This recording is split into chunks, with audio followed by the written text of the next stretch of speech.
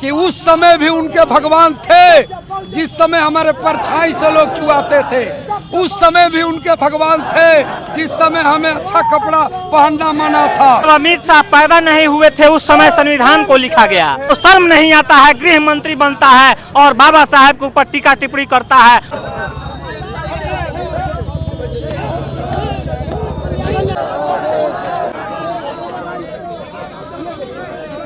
यहाँ पे पुतला दहन किया जा रहा है और पूरा शर्म की बात है कि जिस देश में जब अमित शाह पैदा नहीं हुए थे उस समय संविधान को लिखा गया, आज उनके द्वारा, आज आरएसएस बीजेपी के द्वारा ऐसी भाषा, जो एक संवैधानिक पद पर बैठा हुआ इंसान, हम ही कहेंगे उस इंसान को, जो उसको शर्म नहीं आता है, गृह मंत्री बनता है और बाबा साहेब के ऊपर टीका टिप्पणी करता है, उसे शर्म आनी चाहिए, उसे डूब मरना चाहिए। क्योंकि बाबा साहेब अम्बेडकर ने दलित, पिछड़ा, शोषित, वंचित, मुस्लिम, इस देश के सभी वर्गों के लिए उन्होंने लड़ाई लड़ा, उनके लिए संविधान में जगह दिया। सबको जो गैर बराबरी की खाई थी, उस खाई को भरने के लिए, बराबरी के लिए उन्होंने संविधान में जगह दिया।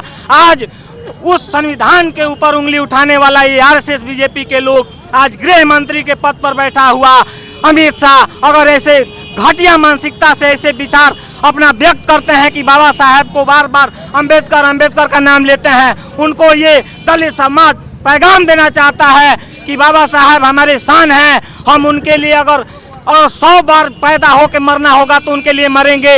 ये नीला जो पगड़ी है हम लोग का कफन है, इसके खिलाफ में बीजेपी, आरएसएस या कांग्रेस कोई भी बोलने का काम करता है तो हम लोग पूरे दलित समाज इस भारत को तख्ता पलट करके रख देंगे। और आ गया है वो समय कि ये बीजेपी और कांग्रेस के लोगों को जल्द ही देश से आज़ादी दिलाकर बहुजन समाज का स्थापना करेंगे।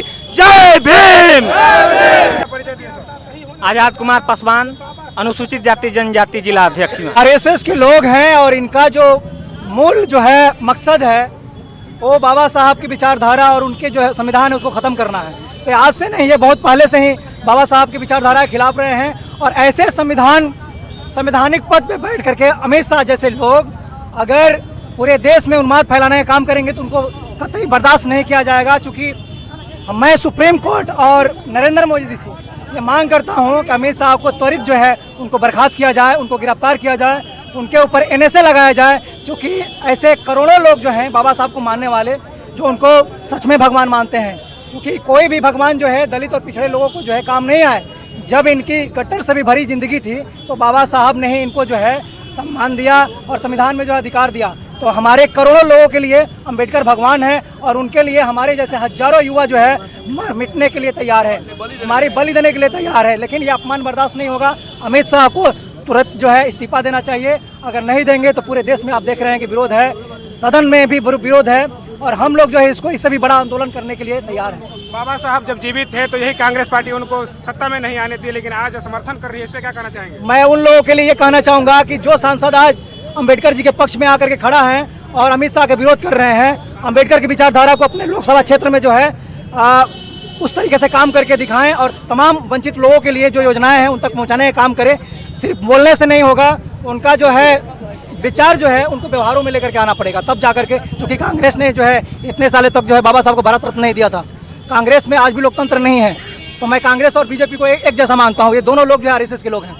मैं उन तमाम बहुजन के नेताओं से कहना चाहूँगा कि अभी भी समय है जब अम्बेडकर के लोग नहीं हो सकते हैं। अम्बेडकर जी हमारे भगवान हैं तो फिर किसी के नहीं होंगे। क्योंकि इस देश में 33 करोड़ देवी देवता हैं। कोई भी जो है दलित वंचित लोगों के लिए आज तक जो है उनके उद्धार के लिए नहीं आए, नहीं बोले हमारे शोषण पर। हमारे बाबा साहब के संविधान ही जो है कि हमारे लिए जो है कल्याणकारी है, वही हमारे लिए भगवान है।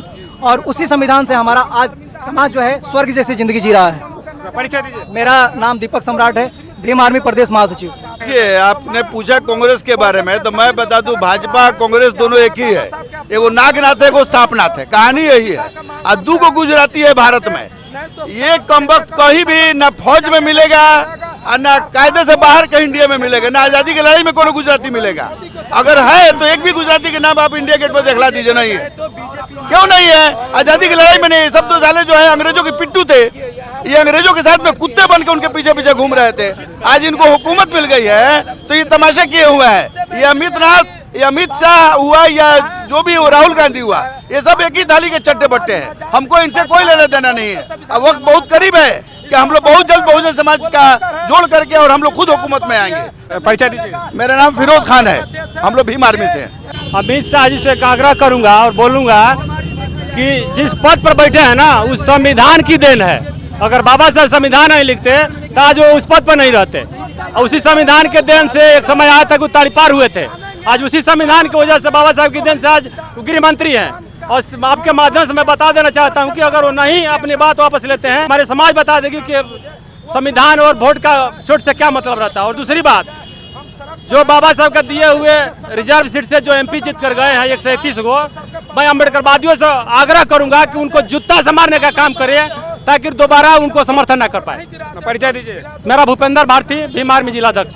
सबसे पहले मैं पूरे देशवासियों को, ये जो भारत के गृह मंत्री आदरणीय अमित शाह ने जो बाबा साहब डॉक्टर अंबेडकर को अपमानजनक शब्द कहा, और उन्होंने कहा कि जो ये जय भीम लोग करते हैं, अंबेडकर का नाम लेते हैं, इतना नाम अगर भगवान का लेते तो ये लोग स्वर्ग में चले जाते।